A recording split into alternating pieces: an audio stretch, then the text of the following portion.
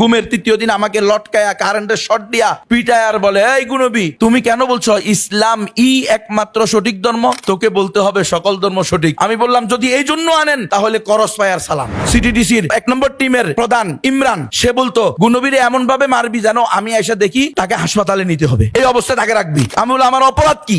তোর অপরাধ তুই জানোস না? তোর বাপে কি করে? আমি আমার আব্বা কৃষক। ও তুই কৃষকের বাচ্চা, তুই কৃষকের বাচ্চা এত জোরে জোরে কথা বললি কে? এই কথা আমার বিরাইতেছে। 10 দিন ঘুম রেখে 11তম দিন রাতের বেলা আমাকে মিরপুর 1 নম্বর কাঁধে একটা এই ব্যাগ ঝুলিয়ে দেওয়া হয়। এই ব্যাগের ভিতরে বিভিন্ন লিফলেট, হ্যান্ডবেল, বই যা আমি কোনোদিন দেখি নাই। এমনকি এমন ব্যাগ আমি কোনোদিন ব্যবহার করি নাই। এই ব্যাগ আমাকে ঝুলাইয়া দেওয়া হয়েছে। সেখানে নিয়ে আসার পর আমাকে বলে খবরদার কোনো কথা বলতে পারবেন না, সাংবাদিকেরা আসবে, চুপ থাকবেন।